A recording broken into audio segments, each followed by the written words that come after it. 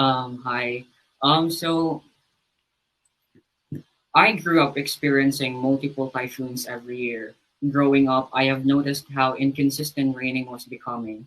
Then drought, thunderstorms, landslides, extreme heat that reaches 30 to 40 degrees. I grew up not only watching people cry as they watch their loved ones float on flood waters on TV, but actually experiencing it firsthand. I grew up not knowing what climate change is or the reason why experiencing such things. I thought it's probably because we're sinners and that this is our punishment. At the age of 10, November 8, 2013, the first ever super typhoon recorded hit us, Eastern Visayas. It wasn't like any other typhoons we've experienced in the past. It was much stronger, scarier, traumatizing.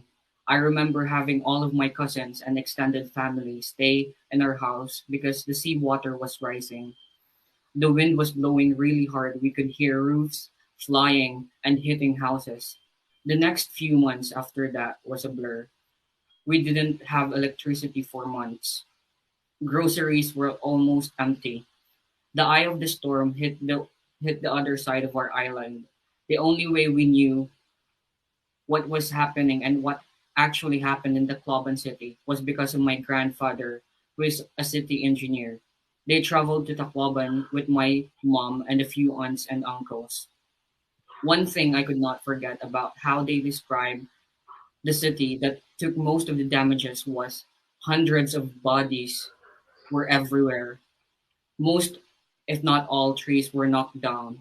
There were no more houses in other parts, and the smell of death can be smelled inside the car even if they covered their mouths and noses with layers of clothes and hands. 2014 and the government helped us know where to be seen.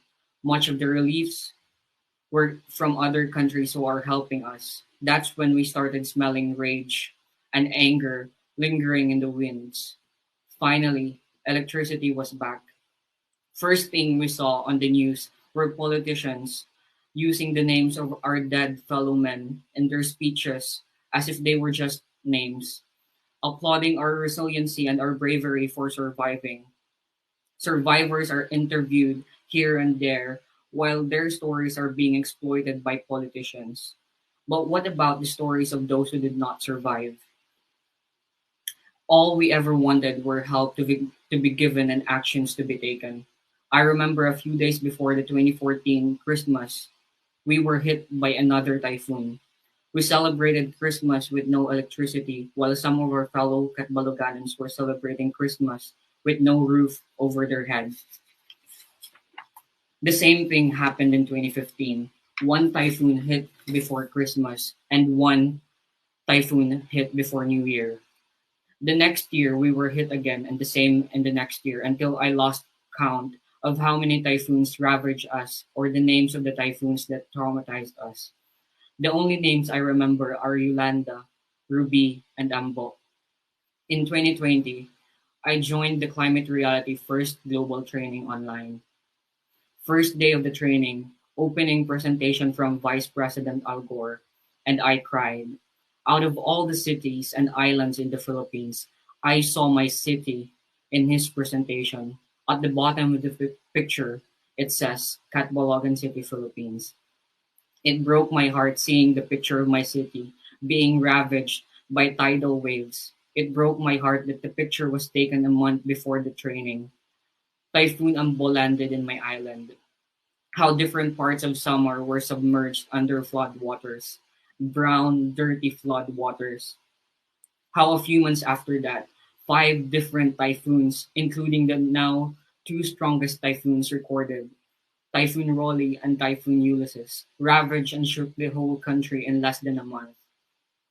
From the last week of October to the first 2 weeks of November, I remember how I cried, stayed up for 3 straight days, helping and publicizing the hashtag RescuePH, checking who needs rescuing, sending free loads to volunteers, publicizing the horror because none of the biggest international media are talking about what was happening in the Philippines. None seemed to care. There are days I would just cry when those things cross my mind. My heart breaks for my people. My heart breaks for the people in the global south. My heart breaks for those living in the Pacific nations who had to fly to another country because their nation was sinking. For those who are in Tuvalu, for people in India, Bangladesh, Pakistan, Thailand, Vietnam, Indonesia, China, Hong Kong, Japan, and Korea. My heart breaks for those whose homes were burned in scorching fires. My heart breaks for those who had to lose their homes to rising sea levels, those who had to see their lifeless loved ones in the water, those who are burdened with the grief and trauma of surviving because leaders refuse to take actions. In more than 5 years since the world agreed to limit warming temperatures, banks have poured more than $3.6 trillion into fossil fuel, almost three times more than total bonds and loans backing green projects according to Bloomberg data.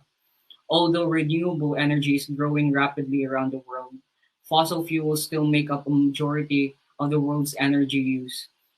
In 2017, 81% of the energy the world consumed was oil, coal, and natural gas.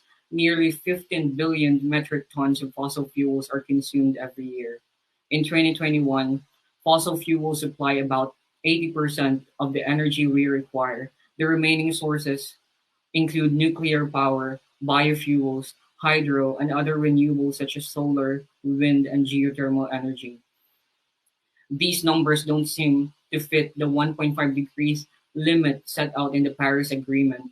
According to scientists, at 1.5 degrees global warming, climate related risks to human health, livelihoods, food security, human security, water supply, and economic growth will all increase and will increase even more at 2 degrees warming.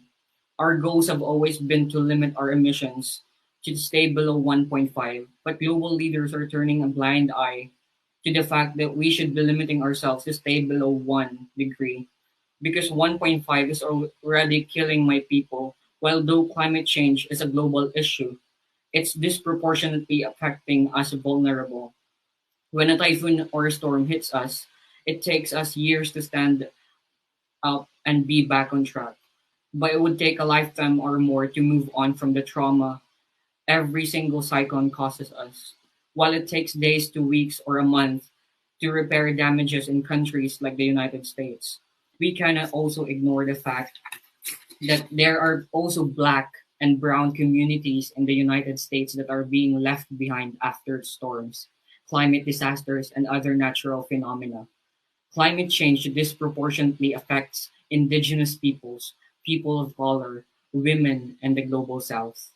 To all those who are watching and listening, especially those who are in the global north, to my fellow environmental activists in the global north, to the COP negotiators, to G7 and G20 nations, our works, grassroots leaders, indigenous activists, young people, people of color, and women are important in solving the climate crisis. Young people, our voices in this space are essential because we have inherited a crisis we had no hand in creating, a crisis that threatens our present and the future of our planet. We know what to do. Our scientists have been presenting us solutions for years. All we need to do is to open our ears, listen to them, and act in solidarity.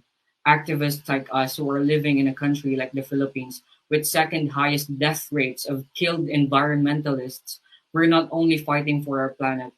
Every day we live in fear for our lives because yesterday it was our friends who were targeted by the government, but tomorrow it might be us. Highlight our stories, fund our works, give us space and platforms where we can amplify our work. Let us share our story and don't take away our story and voices away from us. We have our own voice for the people and the planet.